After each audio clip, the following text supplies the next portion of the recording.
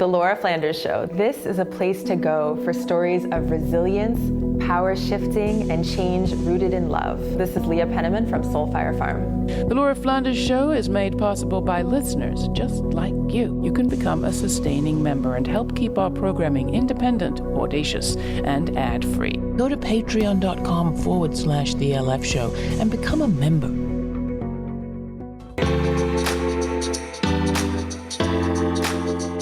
I'm Laura, and this is the Laura Flanders Show, a TV and radio program that shines a light on the solutions of tomorrow today. We report on the people and movements driving systemic change from the worlds of politics, arts, and entrepreneurship. Welcome.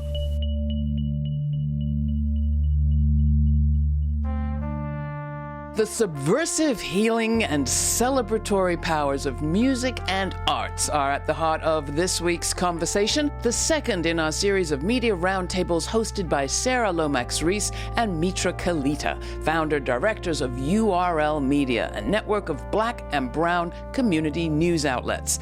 Meet the BIPOC Press is a monthly feature of the Laura Flanders Show with URL. Coming up, some honest talk about the hit movie In the Heights and health advice. Listen to more music, more. Now over to Sarah and Mitra. Thanks, Laura. This week's URL Media Roundtable is focused on Black and Brown joy. This is something that we all need way more of in our lives. It's been a very difficult year. All of us have been navigating the pandemic and systemic racism and all of the things around the election with white supremacy rearing its very ugly head. And so today we're going to lean into what URL actually means: uplift, respect, and love. And we're going to be joined by two wonderful guests, Saida Pagan, who is a freelance journalist for Palabra, which is the National Association of Hispanic Journalists digital publication, and also Dr. Guthrie Ramsey, who is a musician, a composer, a pianist, and a professor of music history at the University of Pennsylvania. And both of them are going to be sharing their takes on two important things happening in arts and culture: the release of In the Heights, which was a celebration of Latino heritage and culture, Washington Heights, and Black Music Month, which is the month of June, and what that looks like in terms of being an expression for the African American community to be empowered and to show itself love and community. So why don't we jump in? And Mitra, do you want to kick off the first question? So I wanted to begin with Guthrie on what the role of music has been in expressing joy in the Black community. I'm always, as a music historian, thinking about how Black music has worked as one of the primary ways through which African Americans themselves have viewed themselves as fully human. And even the outside broader culture has recognized the contributions of African Americans to global musical culture as being one that's so important. So when I think about this element of joy that the music exudes and passes along, I'm thinking about how if you have a people who have been marked as inferior, marked as an outsider, yet, building the country, there's going to have to be some kind of pressure valve.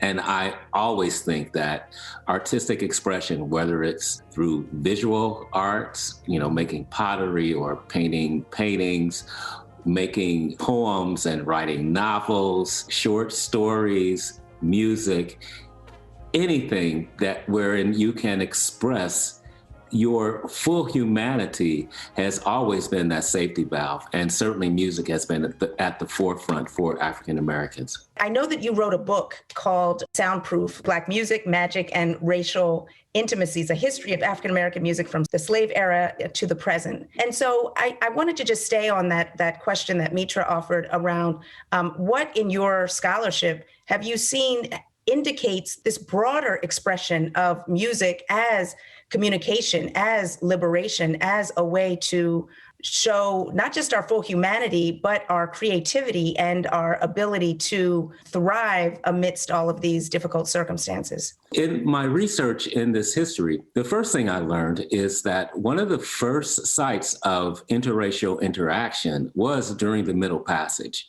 That voyage in which the enslaved people were taken from the shores of Africa to the New World, there was music making on those ships. So at the same time that the enslaved were able or coerced actually to dance to music and to sing for physical exercise, their oppressors would mark certain women for their singing talent as the ones who would be the first to be raped.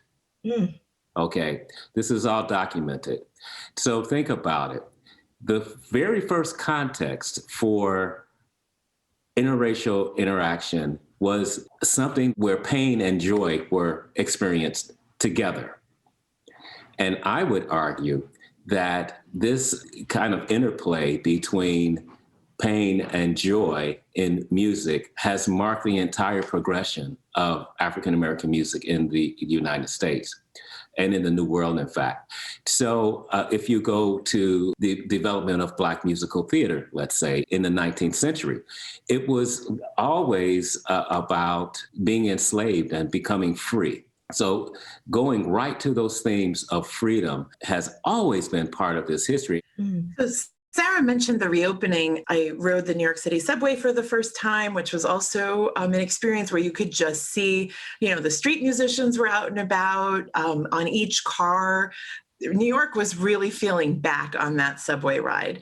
And the first movie I saw in a theater, there was no question of what that movie would be. It was In the Heights, which is a movie that kind of, to Guthrie's point, really crystallizes this balance of pain and joy and not necessarily being sure which one you're experiencing in this immigrant community in Washington Heights. It felt for me like the perfect transition film out of the pandemic. It was truly joyous. Saida, I know you and I have both seen the film. I just wondered, did you have a similar reaction? What did you think of In the Heights?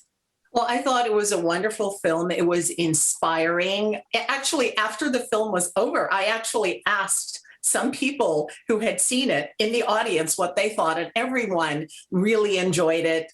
You talk about the energy, you talk about realizing your dreams, and that's really what it's all about. What does a film like that, in terms of representation, mean for the Latino community?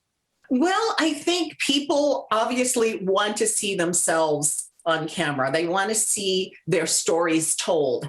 And it's been a long, long time since we've actually seen this, because this film represents people from the Dominican Republic, Puerto Rico, Cuba, perhaps other parts of Latin America. There were some characters whose backgrounds we did not know for sure. But I think people really enjoy seeing themselves and seeing their stories told. Yeah, I think the other theme that I picked up on that's definitely pandemic related was one of reinvention. It just felt like through music and the dancing, I saw New York in a new way, but I also felt like who better than the immigrant to lead us through starting over and coming out of this. Certainly our communities have been hit so hard in the pandemic. And so, I might be assigning a lot of meaning that Lin-Manuel Miranda never intended to In the Heights, just from our own journey. I'm from the other Heights, Jackson Heights in New York City. But I really did think that this film was symbolic, especially for kind of guiding us out of this moment.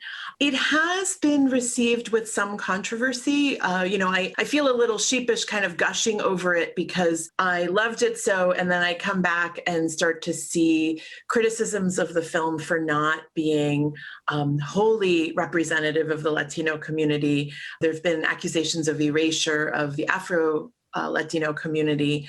And I just wondered, Saida, whether you've written about that and what you make of that argument as well. Well, I saw the argument begin online a few days ago, and I've had a chance to think about it. I am from New York. I am of Puerto Rican background and obviously mixed race myself. I don't think it was intentional. If perhaps they were to have done it over again, they might have perhaps had other stars in there that were perhaps of a little darker complexion to show it was an opportunity to show the range of Latinos, because I know that the issue is not enough Afro-Latinos in the movie. The people who were completely identifiable as of African descent, from what I could see, were most likely African-American characters. And it would have been nice to show the range, perhaps have some darker Latinos speaking Spanish, just so that you would know, or the fact that we all mix, dark and light couple. That would have been something, but I don't know if that was the intention of the movie. He's taken note of, the producers have taken note of this, and in the future, I'm sure there's going to be perhaps a better representation of the complete Latin experience.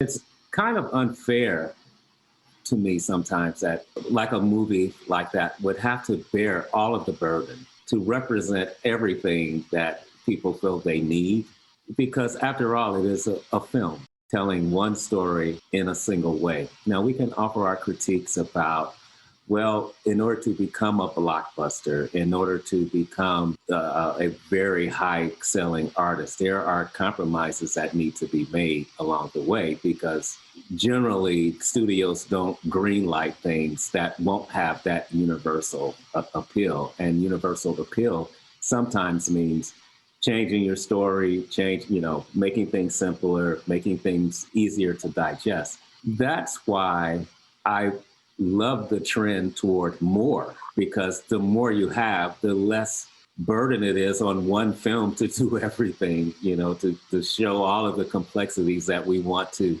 show. And that goes for musical artists as well. It's just hard on artists sometimes, because actually, they didn't get in that business. If they're an actor or a singer or a pianist, they didn't get in that business to represent, something larger than themselves. They got in it because they love to sing or they love to play. They want to bring beauty and value to the world. This is the Laura Flanders Show. I'm Laura. This time we're talking about the subversive, healing, and celebratory powers of music and media with Saida Pagan, a contributor to Palabra, that's a journalism site run by the National Association of Hispanic Journalists, and Dr. Guthrie Ramsey, a music historian, jazz musician, and composer who was recently interviewed on WURD Radio in Philadelphia. Meet the BIPOC Press is a monthly feature of the Laura Flanders Show. This week's celebration for Black Music Month is hosted by Sarah Lomax-Reese and Mitra Kalita, founder-directors of URL Media, a network of Black and brown community news outlets that share content and revenue.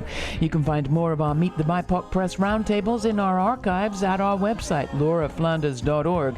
That's also where you can sign up for our weekly newsletter to receive information on all of our streaming events and web exclusives, including my commentaries and the latest uncut conversation with abolitionist Mariam Kaba and guest co-host Reverend Dr. Jackie Lewis. Next, while some have complained about the lack of Afro-Latinos in Lin-Manuel Miranda's recently released movie In the Heights, our panel shares why that very debate is a breakthrough. But first, here's Wade in the Water by Dr. Guthrie Ramsey from his album Musicology Presents a Spiritual Vibe, Volume 1, an album he dedicated to Reverend Dr. Leslie Callahan and Annabelle Callahan, whom he notes have together created a place to dream of radical freedom grounded in love at the St. Paul's Baptist Church in Philadelphia.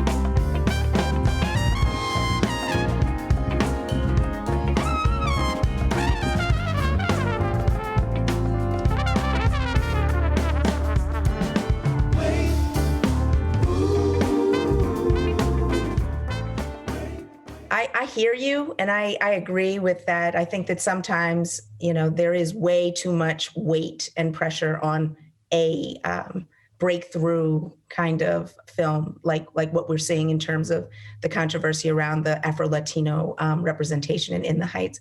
But at the same time, I welcome that critique. I think that it's valuable to always challenge these things. We don't need to, become like trolls on Twitter. We don't need to destroy the film. But I think it's important to raise these questions because for so long, these questions around colorism were silent. They weren't discussed. And so I appreciate the fact that it's raised, and I appreciate the fact that Lin-Manuel Miranda has said, I'm listening. If we're open to hearing the critique, we don't have to own it, but if we're open to hearing it, we might be able to make some different choices going forward. And I appreciate that, and I welcome it. As a Latina with a darker than average complexion, I have been very aware that in Spanish language television itself, so many of the images are not realistic of what is actually the case, what we really look like. And so I think some of that pressure should be brought upon those who produce the telenovelas. Those are the Spanish soap operas, the news itself. It wasn't until maybe a few years ago that a Afro-Latina anchor woman was hired. So I think the word should get out to many people that we look so many different ways. I just wanted to share that with you because it's something that I've been wanting to say publicly for a long time. And I think now the time is right for that message to be heard. Sarah, speaking of singing and dancing, URL has been replaying Words, Songs of Freedom from Black Music Month. My Twitter feed is really making me want to dance when I'm looking at what you all are highlighting there. How are you defining freedom music as you're doing that? And tell me a little bit about that line of coverage for you guys. Songs of Freedom, it was really conceptualized as something to dovetail into, again, Juneteenth and the reopening after coronavirus. And in my mind, we've got these amazing artists like Nina Simone. I wish I knew how it would feel to be free. We talk about Public Enemy, Fight the Power. We tried to identify different songs that represent something different to each generation. So we have gospel, we have soul, we have funk, jazz. And so just really looking at our incredible range in the Black community around songs that are about restoring our humanity, our vitality. And I think that this is a moment where that's really necessary. If I could pivot back to Guthrie, we talk about joy, but I think that there's also something very profoundly healing and restorative about music. Can you talk a little bit about that? Sure. In May of 2019, I was diagnosed with cancer. And as a healthy eater, someone that really focused on health, it was quite a shock. I did what my elders taught me to do, and that is I planted a garden and started growing tomatoes. And I started to record the music that I wanted to heal to. So I arranged some old songs that I had grown up with as a child, some spiritual songs. And I produced an album called A Spiritual Vibe, Volume 1. And as I was, recuperating from surgery and all of that, I would listen to the music and it really got me together. I'm happy to report that I am cancer-free now. And I believe it was the combination of following the science, but also following that elder and ancestor science too, of what it would take to heal my body and keep my soul together, keep my mind right, and all of that. I just think it's part of the gift of our music is that it allows us to transport to a safe space, to a healing space. Guthrie, I want to tell you, my father has had 2 strokes, and each time I am convinced it's music that brings his speech back. And there's 3 songs I'm thinking of, or 3 artists. from different cultures and different walks of life. One is anything from Kiss in the 1970s is like my father's Coming to America story. The second, which really got through to him, which Saida, maybe you know this song, it's a merengue tune, Dame la mano paloma, which he just associates with those years in Puerto Rico, which for him were like very freewheeling. And then kind of to Guthrie's point, songs from his boyhood, which are folk songs that thankfully I can now find on YouTube. And so just through his own recovery, like my family would play these songs and we would, to your point, we would kind of teeter between crying and laughing over everything that they represented. So I just think that's such a beautiful sentiment of what they can represent in our own healing process. Could you talk a little bit about, music as a form of protest and activism and a way that the Black community has rallied and communicated with each other to advance our calls for freedom? Protest music it's not always about I'm making a protest song. It's about a song emerges in the context of strife and it's gravitated to. So that's one thing. There's also this idea that you can use music and deploy it as resistance. And I'm thinking of the instance of when, at the height of the civil rights movement, when, say, the white supremacist cops would roll around and visit a civil rights campaign that was going on in a church, in a Black church, and they would be there surveilling. And then when they left, the only way for the community to get back into that frame of mind that they needed to be in is for someone to raise one of those, old folk songs of the church and to get everybody's mind right. So someone would start singing to kind of clear the air, to get everybody's, head moving back into the right space. So I just think about those two ideas a lot, that some of it is by accident and some of it is quite intentional in its use. So this is a question for everyone, but I'm starting with Mitra. What brings you joy right now? What is bringing you joy? Well, our newsletter, we actually, because we were launched out of the pandemic, as you said, we were intentional about infusing joy in a really tragic time for our neighborhood. And so our newsletter, it's literally a feature called Last Word, and we always feature an artist. And it started with poetry and moved on to visual arts, so a lot of paintings, but graphics and photography as well. And so in some ways for me, even editing that newsletter, which is basically capturing the pain and suffering and ways to help a community every week, I am guaranteed to end, both as the editor and publisher of that, as well as the reader, on an uplifting note. And that's really been an important part of our identity. Saida, how about you? What is bringing you joy these days? I think just the fact that I got through all of this and my family is, okay, safe and healthy. I am now flooded actually with a lot of work, which is wonderful. I do a lot of freelance things in addition to being a contributor for Palabra, which is the online publication for the National Association of Hispanic Journalists. I also work as a reporter for the city of Los Angeles, and we just won a wonderful award for our work last year. So that's bringing me joy, and just the fact that I'm here and I'm able to do these wonderful things like be on the show today. I got to sit down with my mother to a plate of red beans and rice about a week ago after nearly 2 years of not seeing her.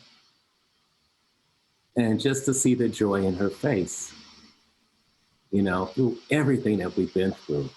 She's 93 and she made it through. So that gives me lots of joy. Sarah, how about you? I think that this process of cultivating present awareness is what's bringing me joy, because last year, if it taught me anything, it demonstrated how time is a little bit of an illusion. All we have is right here, right now. And if we miss that, then we're missing everything. So this idea of just opening up and showing up for the right here, right now is bringing me joy. I think that brings us to the right here, right now, which has been a fabulous conversation. Thank you, Saida, Guthrie, Mitra. Thank you all so much for a very nourishing and joyful conversation. And now to Laura Flanders for some closing remarks. Black joy, black pain. Well, there was a certain amount of pain at the headquarters of Byron Brown, the four-term incumbent African-American mayor of Buffalo, New York, June 22nd, as he watched himself go down to defeat against an activist candidate whom he wouldn't even debate. But the pain there was nothing in comparison to the joy at Team India. That's India Walton, single mom, nurse, former head of a community land trust. India Walton ran a race that nobody thought she could win except for the powerful movement groups at her back and some of us in the media. And you want to talk about what difference media makes? She launched her campaign for mayor on the day our show about her work premiered in her hometown. And she credited seeing herself reflected in our programming to her community for giving her some of the courage she needed to run for public office. Media is not just important because it informs people and builds public consciousness. It's also important because of the way it builds public confidence. When you see yourself reflected in a way that you can recognize, that gives you belief that you're important, that you can play an important part in the society that you live in, that you matter. That's why media, like URL Media's members, matter. And that's why we do this work.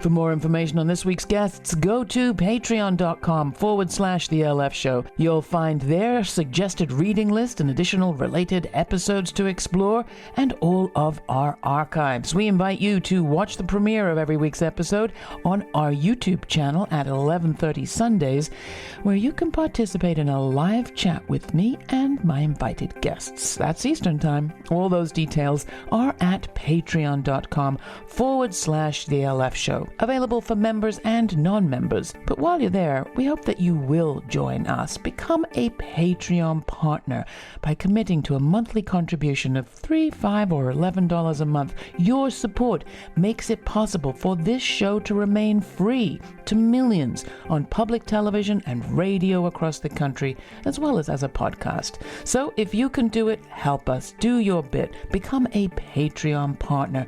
And thank you, all our Patreon partners out there. We're excited to share this platform with fellow independent journalists like today's URL Media panel. Go to patreon.com/The LF Show to show that you support this work.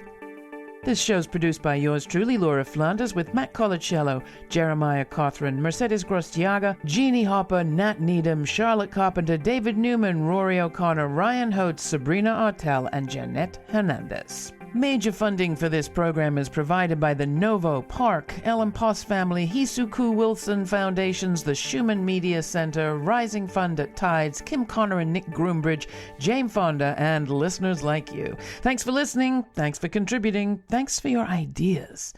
Stay kind. Stay curious. Until the next time, I'm Laura.